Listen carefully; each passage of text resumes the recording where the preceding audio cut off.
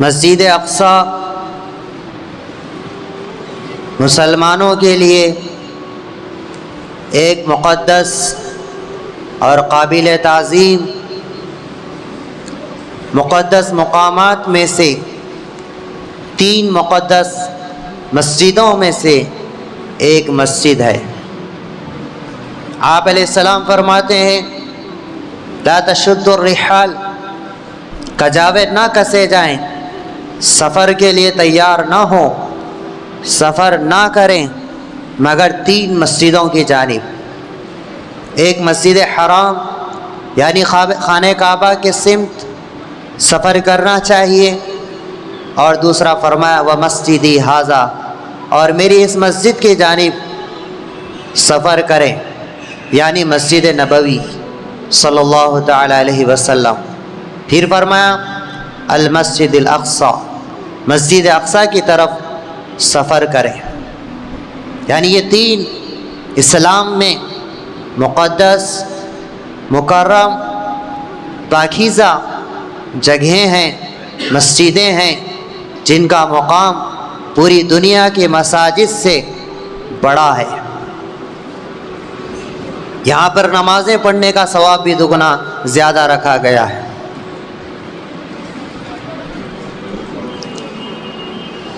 ایسے حالات میں جب فلسطین پر جور و ظلم اور بربریت ہو رہی ہے اور وہاں کے مقیمین کو، وہاں کے باشندوں کو وہاں سے نکالنے کی ناپاک کوشش پڑوس کا ملک اسرائیل جس میں یہود رہتے ہیں وہ ناپاک کوشش میں لگے ہوئے ہیں، جس کے نتیجے میں مسلمانوں کی ہزاروں جانیں جا رہی ہیں، وہ ظلم کا شکار ہو رہے ہیں۔ پہلے ہم سب اس بات کو سمجھیں کہ فلسطین یہ کس کا ہے، پھر ہم سمجھیں کہ مسجد اقصی کے حقدار کون ہیں۔ فلسطین یہ حضرت ابراہیم علیہ السلام کا وطن ہے۔ آپ علیہ السلام کے بیٹے حضرت اسحاق علیہ السلام وہاں رہتے تھے۔ آپ کے بعد آپ کے فرزند حضرت یعقوب علیہ السلام کا وہ مسکن رہا۔ حضرت یعقوب علیہ السلام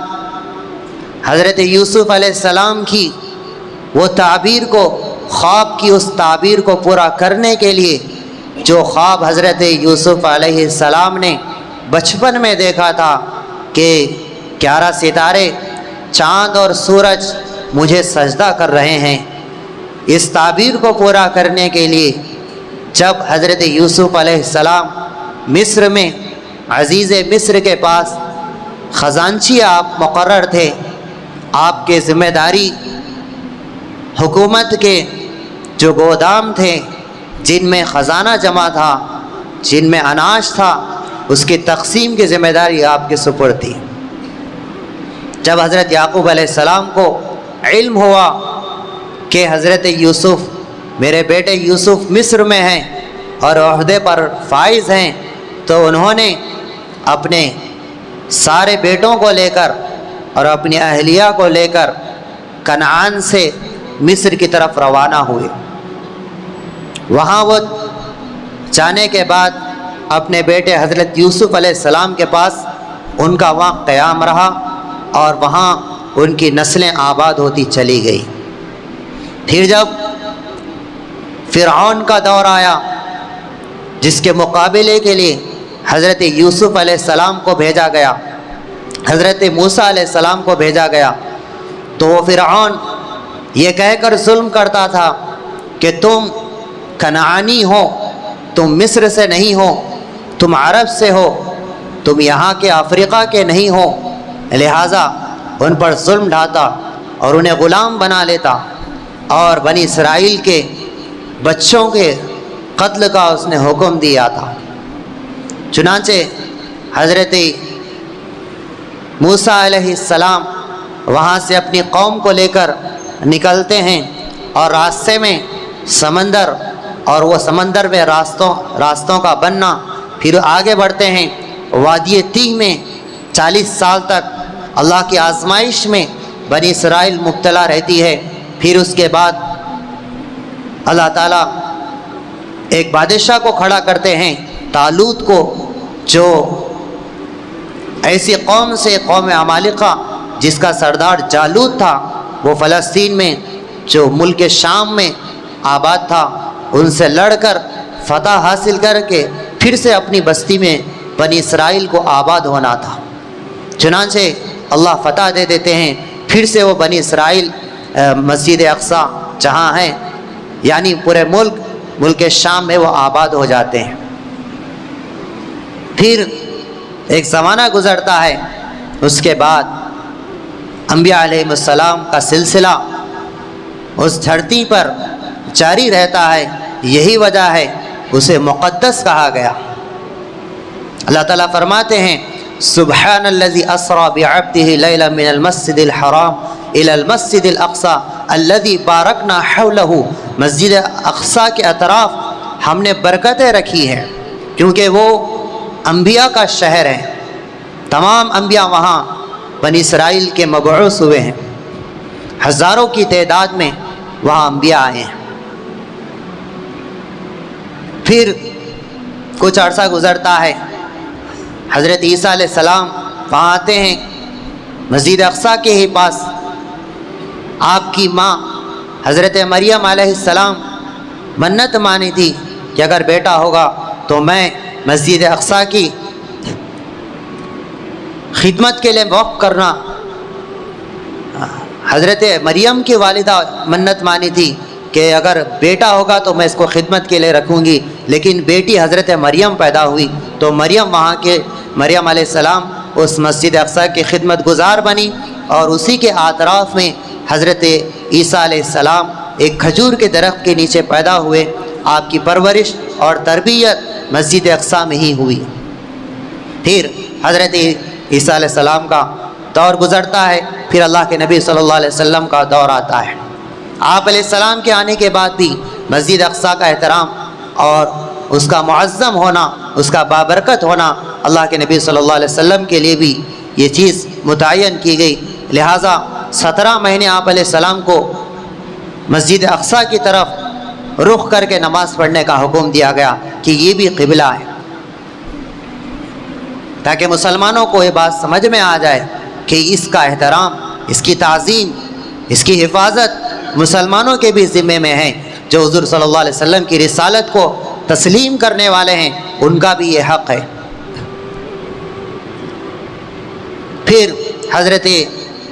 عمر رضی اللہ عنہ کے زمانے میں بیت المقدس فتح ہوا، مسلمانوں کے قبضے میں آ چکا۔ پھر ایک لمبا عرصہ گزرا، خلافت راشدہ ختم ہوئی، مسلمانوں کی حکومتیں ختم ہوئی۔ مغلیہ سلطنت عثمانیہ کے آخر میں سلطان عبد الحمید کے دور میں یہاں سے مسجد اقصی اور اطراف میں اسرائیل ملک کا قیام امریکہ، برطانیہ اور روس کی مدد سے یہودیوں نے پھر سے وہاں ایک ملک اپنا قیام بنایا اور اپنے ایک ملک کی تشکیل دی، اسرائیل بنا۔ اسرائیل بننے کے بعد مسجد اقصی کے قریب میں فلسطین میں انہوں نے زمینیں خریدنے شروع کر دی تاکہ وہاں ہم آباد ہوئیں۔ آباد ہونے کے بعد ہم اس کو اپنا مرکز بنائیں اور یہاں سے حکومت کرتے کرتے پورے ملک میں ہم حکومت کریں، اور آگے بڑھتے بڑھتے یہ ہماری حکومت مدینہ تک چلی جائے۔ یہ ناپاک کوشش انہوں نے کی، زمینیں خریدی گئی تو اس وقت کے ہندوستان کے علماء، خاص طور پر مسجد فلسطین کے علماء کو خطوط بھیجے اور زمینوں کو بیچنے کو حرام ہونے کا فتویٰ دیا، جس میں اشرف علی تھانوی رحمۃ اللہ علیہ بھی ہیں۔ لیکن وہاں کے لوگ زمینوں کی قیمتوں میں اضافہ دیکھ کر اور کچھ اپنی مجبوریوں کے خاطر کہ شرعی اعتبار سے یہود کو زمین بیچنے میں کوئی رکاوٹ نہیں ہے، اسلام بھی منع نہیں کرتا ہے کہ کسی بھی مذہب کے آدمی کو زمین بیچ سکتے ہیں، لیکن انہوں نے ان کی سازشوں کو نہیں بھانپا، ان کے جو ارادے تھے وہ عزائم تھے، دور اندیشی سے انہوں نے کام نہیں لیا، تو جس کے نتیجے میں مسجد اقصیٰ کے آس پاس یہود اپنا ایک مقام بنائے، اور اس کے بعد ان کے لیے مسلمانوں پر وہاں پر ظلم کرنا ان کے لیے آسان ہو گیا۔ تو مسجد اقصیٰ فلسطین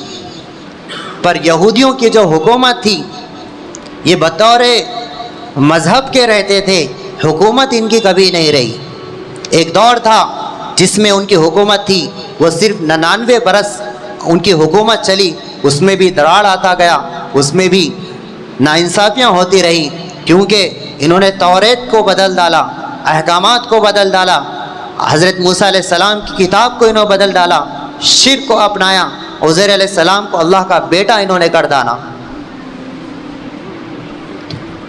ایک زمانے میں ان کی 99 سال حکومت تھی، تو وہ بعد میں آ کر کہنے لگیں کہ ایک زمانے میں ہماری یہاں حکومت تھی، لہٰذا اس کے حقدار ہم ہیں۔ اگر ایسا سوچا جائے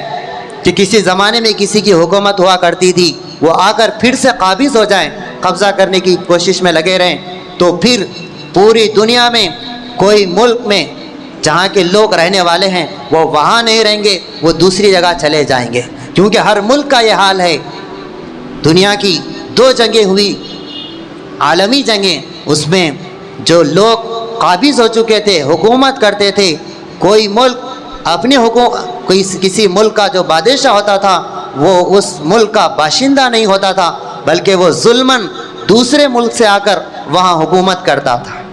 تو فلسطین یہودیوں کا ہے، اور اس پر یہ دلیل پیش کی جاتی ہے کہ یہاں ہمارے آبا و اجداد رہا کرتے تھے، ہماری یہاں پچھلے حکومت چلا کرتی تھی، تو یہ ان کے حق میں ملک ملنے کی کوئی مضبوط دلیل نہیں ہوگی، ورنہ کوئی ملک ایسا نہیں رہے گا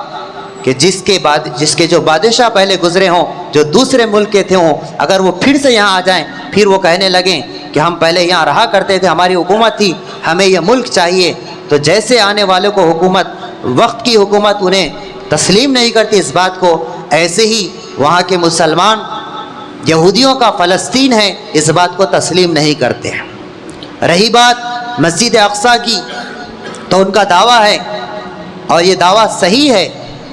کہ حضرت سلیمان علیہ السلام نے اس کی تعمیر کی تھی، تعمیر کرنے تک کے حق میں صحیح ہے، لیکن آیا قیامت تک یہ اس کے متولی رہیں گے، ذمہ دار رہیں گے، انہی کی خاندان میں اس کی تولیت اور اس مسجد کی ذمہ داری چلتے رہے گی؟ یہ اللہ کے قانون کے مطابق درست نہیں ہے۔ وہ ایسا کیوں ہے؟ وہ اس وجہ سے ہے کہ مذہب کے اعتبار سے جو وراثت چلتی ہے وہ اس کا حقدار اللہ تعالیٰ، اور آسمانی شریعتیں صرف خاندان کی بنیاد پر نہیں بناتی، بلکہ جو انسان اس مذہب کے صحیح پیروکار ہیں اور اس پر عمل کرنے والے ہیں وہی اس کے حقدار ہوتے ہیں۔ اگر کسی نبی کا بیٹا بھی اگر آ کر یہ کہے کہ میں نبی کا بیٹا ہوں، لہٰذا میں جو چاہے حکم دوں وہ کر لو، میں بت پرستی کا حکم دو تو بھی تم کو کرنا پڑے گا کیونکہ میں نبی کی نسل سے ہوں، تب بھی اس کی بات کو نہیں مانی جائے گی۔ چونکہ یہود بگڑ چکی، قرآن 40 خرابیوں کو ان کی بیان کرتا ہے تفصیل سے کہ یہ وعدہ خلاف ہیں، یہ حسد ان میں رہتا ہے، بغض ان میں رہتا ہے، یہ بزدل ہیں، یہ اسلامی جنگ نہیں لڑ سکتے، عریانیت ہے، فحاشیت ہے، یہ نصارہ کے دوست ہیں، نصارہ کے ظلم اور ستم کو برداشت کرتے ہیں، یہ بھی ظلم کرتے ہیں، لیکن یہ آپس میں دوستی ان کی برقرار رہتی ہے۔ چنانچہ اڈلف ہٹلر نے 60 لاکھ یہودیوں کو بے دردی سے ایسا قتل کیا، ایسا ان کا نام و نشان تک باقی نہیں رہا، ان کو بڑے دیگ میں کیمیکل ڈال کر پگھلا دیا، اور لکوڈ جو نکلا تھا پورے انسانوں کا، اس لکوڈ کو اپنے کھیتوں میں کھاد کے طور پر مسالے کے طور پر اس نے استعمال کیا، لیکن وہ اس ظلم کو بھول چکے، پھر سے وہ انگریزوں سے، عیسائیت سے انہوں نے دوستی رچی تاکہ اپنا دنیاوی مفاد حاصل ہو جائے اور اس کو ذریعہ بنا کر ایک طاقت مل جائے، اور جس کے ذریعے سے مسلمانوں پر حکومت ہم کرنے والے بنے۔ حکومت تو ان کی ہوگی نہیں، کیونکہ اللہ تعالیٰ قرآن میں فرماتے ہیں ضربت علیہم الذلہ والمسکنہ، کہ اللہ تعالیٰ ذلت ان کے لیے مقرر کرے، وہ چاہے جتنے چاہے مالدار ہو جائیں، لیکن ان کے ہاتھ میں پوری دنیا کی حکومت کرنے کا جو خواب ہے وہ کبھی پورا نہیں ہوگا۔ چنانچہ وہ صرف خاندان کی بنیاد پر کہتے ہیں کہ یہ ہمارے خاندان سے، یہ نسلوں سے یہ مسجد اقصی حضرت سلیمان علیہ السلام نے بنائی ہیں۔ اس میں شک نہیں ہے کہ سلیمان علیہ السلام نے دوبارہ بنائی ہیں، اصل میں یہ سلیمان علیہ السلام سے پہلے بن چکی تھی۔ آپ علیہ السلام سے ابو ذر رضی اللہ عنہ پوچھتے ہیں یا رسول اللہ ایو مسجد وضع فی الارض اول، سب سے پہلے کون سی مسجد بنائی گئی؟ تو آپ علیہ السلام نے فرمایا المسجد الحرام، خانہ کعبہ جو ہے وہ مسجد پہلے بنائی گئی۔ پھر پوچھا گیا ثم ایو، پھر کون سی بنائی گئی؟ تو آپ علیہ السلام نے فرمایا المسجد الاقصی۔ پھر آپ رضی اللہ عنہ پوچھتے ہیں کم بینہما، ان دونوں مسجد حرام اور مسجد اقصی کے درمیان کتنا وقفہ رہا؟ تو آپ علیہ السلام فرماتے ہیں 40 سنہ، 40 سال کا فرق رہا۔ پھر جو سلیمان علیہ السلام کے جو بنانے کی بات ہے، وہ حضرت آدم علیہ السلام جس جگہ مسجد بنائے تھے انہی بنیادوں پر سلیمان علیہ السلام نے پھر سے اس کی اثر نو تعمیر کی۔ جیسے خانہ کعبہ پہلے سے بنا ہوا تھا، جس بنیادوں پر بنا ہوا تھا ان بنیادوں پر حضرت ابراہیم اور حضرت اسماعیل علیہ السلام نے اثر نو تعمیر کی۔ تو یہ تو پہلے سے مسجد چلی آ رہی ہے، اس کے حقدار یہ خاندانی نسب کے اعتبار سے دین کے حقدار نہیں ہو سکتے جب تک آدمی جو مذہب کا دعوے دار ہے اس مذہب پر پکا جب تک رہتا ہے وہی اس مذہب کے آثار اور اس کی قدیم چیزوں کا حقدار ہوتا ہے۔ یہ قرآن اور اسلام کہتا ہے، اور صحیح بات مذہب کے اعتبار سے یہی ہو سکتی ہے، کیونکہ مذہب میں نسب، خاندان اس کا اعتبار نہیں ہے۔ آپ علیہ السلام فرماتے ہیں تم پر عجمی کو عربی پر کوئی فضیلت حاصل نہیں ہے، لیکن تقوی کے ذریعے سے تم ایک دوسرے سے آگے بڑھ سکتے ہو۔ اللہ رب العزت سے دعا ہے کہ اللہ تعالی ہم سب کو یہودیوں کی سازش سے بچائے اور وہاں کے ظلم کا خاتمہ فرمائے، مسجد اقصی کی حفاظت فرمائے۔